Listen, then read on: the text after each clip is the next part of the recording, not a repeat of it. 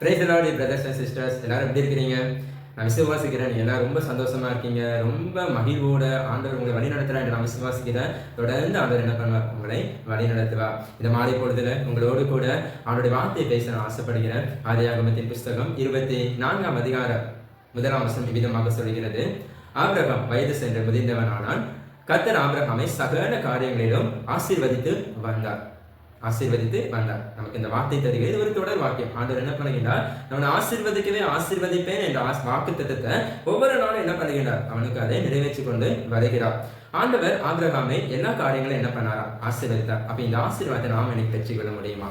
Abraham சும்மா இருந்தனால இந்த ஆசீர்வாதத்தை ஆண்டவர் என்ன பண்ணல? கொடுக்கல. ஆண்டவர் ஆபிரகாமை ஆசீர்வதிக்க ஆபிரகாமுடைய செயல்கள் முக்கியமான காரணங்களாக இருந்திருக்கிறது. அதுல ஒரு 3 காரியங்களை இந்த நாளில் நம்ம சிந்திப்போம். முதலாவதாக ஆபிரகாமை ஆண்டவர் ஆசீர்வதித்து வருவதற்கு என்ன காரணம் என்று நம்ம பார்க்கும்போது, ஆதியாகமத்தின் புஸ்தகம் 21ஆம் அதிகாரம் 22ஆம் வசனம் சொல்கிறது, ஆபிரகாம் செய்கிற சகல காரியங்கள் எல்லாவற்றிலும் கர்த்தர் அவனோடு கூட இருந்தார். ஆண்டவர் ஆபிரகாமோடு எல்லா காரியத்திலும் இருந்ததுனால மாத்திரம்தான் ஆண்டவர் ஆபிரகாமை ஆசீர்வதித்தார். இன்னைக்கு நாமளும் பல வேலைகளை பார்ப்போம், பல தொழில்களை ஆரம்பிப்போம், பல செயல்களை நாம் செய்து கொண்டிருப்போம். ஆனா எல்லா காரியத்திலும் ஆண்டவர் நம்ம கூட இருக்கிறாரா? அப்படி இருந்தா நிச்சயமா ஆண்டவர் என்ன பண்ணுகிறார்? நம்மை ஆசீர்வதித்து நாம் செய்கின்ற வேலைகளையும் ஆசீர்வதிக்கிறவராக இருக்கிறார். ஆகவே என்ன காரியத்தை நாம் செய்தாலும் சரி, அந்த காரியத்தின் முதலிடத்தை நம்ம ஆண்டவருக்கு கொடுக்கும் போது கர்த்தர் நிச்சயமா இந்த உலக பிரகாரமான ஆசீர்வாதத்துல நம்ம செய்கிற எல்லா காரியத்தையும் நமக்கு ஆசீர்வதிக்கிறவராகவே இருக்கிறார். இரண்டாவதாக ஆபிரகாமை கர்த்தர் ஆசீர்வதிக்க என்ன காரணம் என்று நம்ம பார்க்கும்போது, ஆதியாகமத்தின் புஸ்தகம் 20ஆம் அதிகாரம் 18ஆம் வசனம் சொல்கிறது, ஆபிரகாம் தேவனை நோக்கி வேண்டிக் கொண்டார். அதாவது he was praying for others. யாருக்காக அவன் பிரேயர் பண்ணுகிறார், ஜபிக்கிறார் என்று நம்ம பார்க்கும்போது, அபிமெலேக்கினுடைய வீட்டாருடைய கர்ப்பம் அடைக்கப்பட்டிருக்கிறது. அந்த கர்ப்பத்தை திறக்கிறதற்காக என்ன பண்ணுகிறார்? ஆண்டவரை நோக்கி ஜெபம் பண்ணுகிறார். இது ஆச்சரியப்படத்தக்க காரியம் என்ன தெரியுமா? இன்னும் ஆபிரகாமுக்கு குழந்தை பிறக்கல, ஆனால் அவர் யாருக்காக ஜெபம் பண்ணுகிறார்? கர்ப்பம் அடைக்கப்பட்ட ஜனங்களுக்காக ஜெபிக்கிறார். பாருங்கள், அந்த ஜெபம் தான் ஆபிரகாமுடைய ஆசீர்வாதத்துக்கு இன்னொரு காரணம். இன்னைக்கு நாம ஆசீர்வாதமா இருக்கணும், மற்றவங்க ஆசீர்வாதமா இருக்க வேண்டும் என்றால் நம்ம பிறருக்காக ஜெபிக்கிறவர்களாக நாம் இருக்கிறோமா என்பதை யோசித்து பார்க்க வேண்டும். பிரியமானவர்களே, இன்னைக்கு நமக்குரிய காரியத்தை நமக்கு பார்க்க நேரம் இல்லை. மற்றவங்க காரியத்தை நம்ம எப்படி சிந்திப்போம் நம்ம நினைச்சிட்டு இருக்கோமா?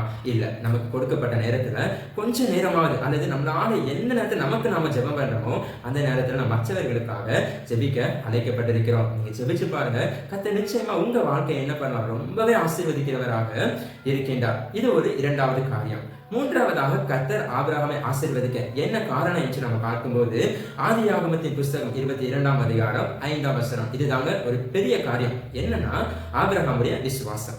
அதாவது விசுவாசியின் தகப்பன் ஆபிரகாம். ஆனா இன்னைக்கு இப்ப நாம பார்க்க போகிற இந்த காரியம் எல்லாருமே வியக்கத்தக்கதான ஒரு காரியம். என்ன? ஆபிரகாமுக்கே குழந்தை இல்லை. அவரு 100 வயசுல தான் குழந்தையை பெற்றிருக்கிறாரு.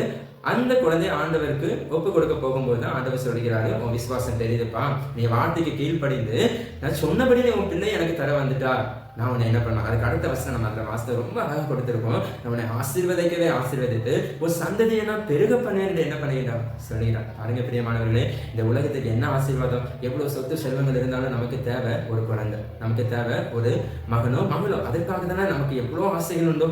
ஆனால் ஆண்டவர் சொல்கிறா பாருங்களேன், ஆண்டவர் ஆபிரகாமுக்கு எல்லாவது உலக பிரகாரமான ஆசீர்வாதத்தை கொடுத்தாரு, குழந்தை கொடுத்த ஆசீர்வாதம். இதற்கு எல்லாமே அவன் பாத்திரவனாக இருந்தான். முதலாவதாக என்ன செய்தான்? தன் காரியங்கள் எல்லாத்திலும் முதலிடம் கர்த்தரை கொடுத்தான். இரண்டாவதாக மற்றவர்களுக்காக வேண்டிக் கொண்டான். மூன்றாவதாக ஆண்டவரை முழுவதுமாக விசுவாசித்தான். இன்னைக்கு நீங்களும் ஆண்டவர் மாத்திரம் எல்லா காரியத்திலும் முதலிடமாக மற்றவர்களுக்கு ஜெபிக்கிறவர்களாக, விசுவாசத்தில் கூடினவர்களாக இருக்கும்போது கர்த்தர் நிச்சயமா உங்களை ஆசீர்வதிக்கிறவராகவே இருக்கிறாங்க. ஆண்டவர் வாக்குத்தத்தம் பண்ணினவர், அவர் வாக்கு மாறாதவர். உங்களுக்குன்னு ஆண்டவர் ஆசீர்வாதத்தை வச்சிருப்பாரு, அதை நீங்க தான் பெற்றுக்கொள்ளணும். அவர் தர எப்பொழுதுமே ஆயுதமா இருக்கிறாரு. ஆனா அதுக்கு பெற்றுக்கொள்வதற்கான காரியங்களை நீங்க மாத்திரம் தான் செய்ய முடியும். இந்த நாள்ல நீங்க ஒரு முடிவு செய்து கொள்ளுங்க, என் ஆசீர்வாதத்தை நான் நிச்சயமா பெற்றுக்கொள்ளணும், அதுக்குரிய காரியங்களை நான் செய்யணும் என்று நீங்க ஆண்டவர்கிட்ட உங்களை ஒப்பு கொடுங்க. கர்த்தர் நிச்சயமா ஆபிரகாமை ஆசீர்வதித்து வந்தவர் உங்களையும் ஆசீர்வதிக்கிறவராகவே இருக்கிறார். கர்த்தர் உங்களை ஆசீர்வதிப்பாராக. ஜெபிப்போம். நேசிக்கிற நல்ல ஆண்டவரே, உங்களுக்கு நன்றி செலுத்துகிறோம். அப்பா, இந்த நாளில் கூட தன்னுடைய ஆசீர்வாதத்திற்காக காத்துக் கொண்டிருக்கிற ஒவ்வொருவருக்காக உங்களுடைய சமூகத்தில் வருகிறேன். இஸ்ரவேலை ஆசீர்வதிப்பதை கர்த்தருக்கு பிரியம் என்று சொன்ன ஆண்டவர், ஒவ்வொரு பிள்ளைகளும் நீங்க ஆசீர்வதிங்கப்பா.